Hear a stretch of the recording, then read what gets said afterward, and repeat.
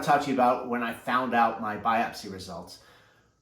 It's nerve-wracking for anyone getting those results because it's gonna impact your life, impact if you're married or in a relationship, your partner's life too. So I had just come back. We had gone away for 4 days to Savannah. We just wanted to clear our minds. I hadn't slept well for about a month leading up to this. Knew that this was going to be big information, and I knew I wasn't going to find out for about a week. So we were coming back from Savannah. That morning, I got a call from the office saying, we don't have the results, don't worry about it. We'll do it next week, which was a little bit disheartening, but at least cleared my mind. So this was the 10th, February 10th, Friday, February 10th. So we fly back from Savannah, get into Newark, look at my phone, and I actually have a message saying, actually, we do have your results, and the doctor's going to call you at 4:45. That's when my appointment was to talk and discuss the results. So at this point, I'm a bit nervous, but it was good because I didn't have a whole day to worry about it. They told me I had to log into something so I could be ready if it was going to be a virtual call. And at this point, I landed, it was about 3:30. So it's okay, I have time. I'll probably be in the car. I'll have Laura drive home.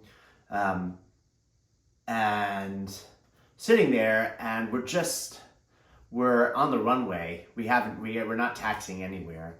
And time starts ticking by. There's some delay holding us up. And as I'm on there and I'm signing on the information, I learned that I actually find out the results. You'll get your results before the doctor speaks to you, which in some respects is a bit unnerving, getting that information before the doctor tells you what it is.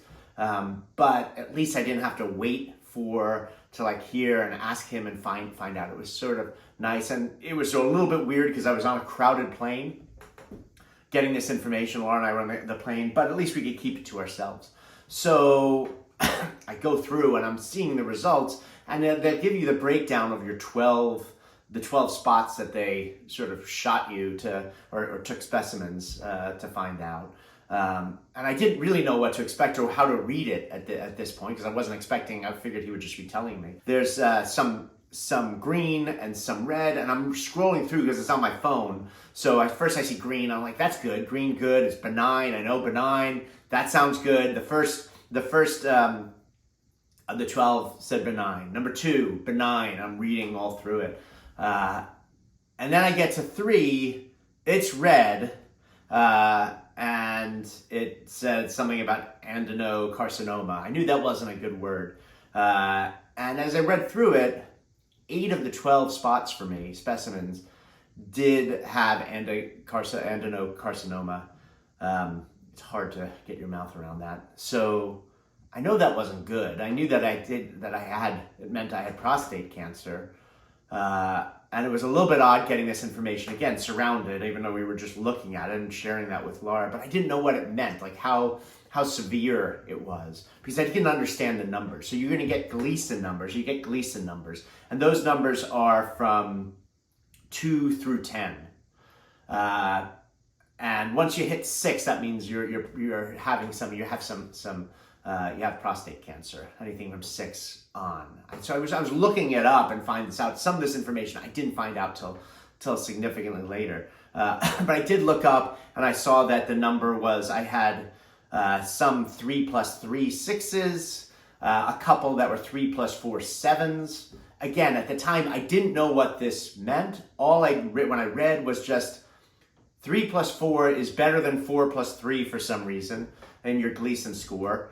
And that was it. So I knew that, okay, I had it. It wasn't great. It was beyond just really mild, but it wasn't really something that was extremely aggressive. That's all I could figure out at that time. I'm sitting there on the plane and the time's ticking by, and I know 4:45 is when I'm going to be getting this call from the doctor. And now I figured I had plenty of time to get to our car. 3:45, 4:10. I'm starting to get a little bit anxious as we're just sitting there because I'm thinking, okay, it's one thing to find this information on a plane with crowded strangers. It's another thing to actually speak to the doctor and find out the detailed information about it, surrounded by all these people. Fortunately, we then taxied to the gate. I'm thinking, awesome, this is great. It was 4:20. I'm like, okay, I got 25 minutes to get to our car. We had to get out of the airport and then take a van to the parking garage. We were like an off-site parking garage. We had to wait for that, for the van to come to take us, and then like the 5 minutes. So sitting waiting for it. All of a sudden it's 4:35 and I'm like, great, okay, I'm gonna make it. We're at least gonna be in the car getting this. And then I get the call. And it's Dr. Fingerman calling me at 4:35. This is the only time in my life a doctor has actually called early. I'm usually waiting like 10, 20, 30 minutes late. I had no idea what time he was going to be getting in touch. It was going to be no earlier than 4:45. He calls me at 4:35 and starts to explain. We're still waiting. Again, I could be a little bit off on the side because I'm not in the van yet. So he's starting to explain it to me, what's going on. And I sort of knew some of the information, but is giving me the lowdown. And then all of a sudden, the van pulls up, and we get on this van that has like 11 people on it. So it's crowded, and we're sitting there, and I'm clearly getting information just in the words I'm saying that I have cancer, which must have been very odd. And I'm figuring I'm going to get there, but then there's some traffic or accident, and I'm sitting in the van for 20 minutes. The whole time I'm on the call, it was in a really public place, which for me was probably good. I can tend to be histrionic. So to find out in a public place was probably not too bad about my diagnosis, but that worked for me. But it still felt a little bit odd, and must have been odd for the other people hearing clearly that someone was finding out that he has cancer on there. So some of the things that I found out, which I'll share with you. Well, for one, I did learn, as much as in control I want to be, or I try to be, this is something that was telling me, it's like, you're not in control. You don't control anything. You could plan all you want and you could be in the greatest health. And, ultimately you have to give over to the fact that much of life is out of your control and you just have to roll with the punches. So I've been trying to do that lately, and that's what I'd encourage you to do. But some of the other things that I found out is, as far as these numbers are concerned, when you're looking at them, and what I learned was, so those numbers, and I was right that the 3, 4, a 7 is not as dangerous a situation or as advanced as a 4, 3. So those numbers that you're getting, once you get to 3, that means that they're looking at the cell and there's cancer in the cell, and it's how abnormal those cells are for cancer. So 1 is really pretty normal, and it goes all the way up to 5. And if you're at a 3 and 3, that means the primary part of the tumor, of the cell, is a level 3, and that on the outskirts, the secondary is also level 3. And so if you're at a 3, 3, that basically means it's probably going to be, hey, let's watch it and see what happens for it. Once you get to, so that's at a 6. Anything below, you don't have to worry really so much. And then over that, once you get to a 7, now you're getting to some more abnormal cells. So my cells I had a couple that were 3, 4, and if any of yours go up, it's actually, that's what you are. That's your number for everything. It's like whatever the highest number is, that's what you are. That's what you are. So I was a 3, 4. I had a couple that were 3, 4. 8 of the 12 specimens had cancer, were cancerous. So it's pretty spread out in there.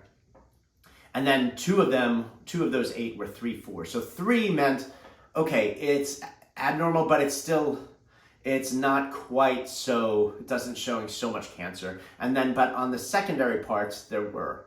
So that's why a 3, 4, 7 isn't quite as advanced or as aggressive as a 4, 3, 7, which you have to take, they're gonna act be more on top of it. As far as like how quickly you need to act on it. A 4, 3 means the central part of those cells have a decent amount of abnormality, and then the 3 is on the outskirts. This is my understanding. Again, speak to your doctor, but I can tell you what I learned was that on the outskirts, that is not as abnormal.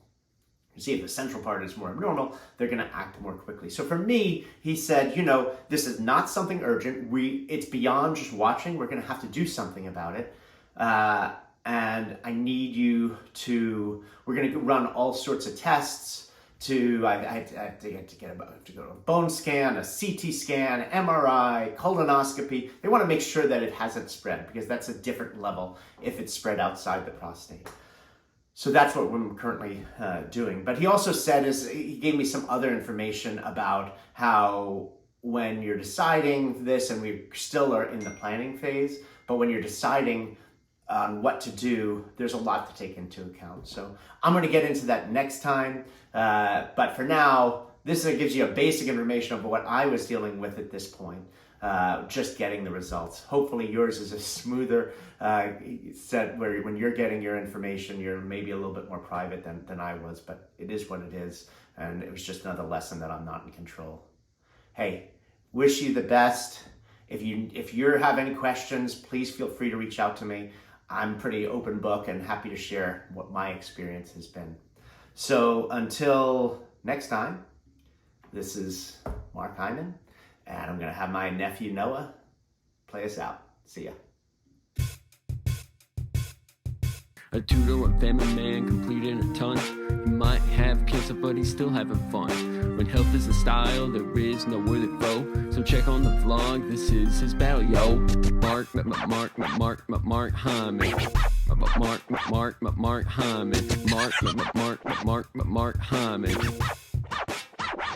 Mark Hyman.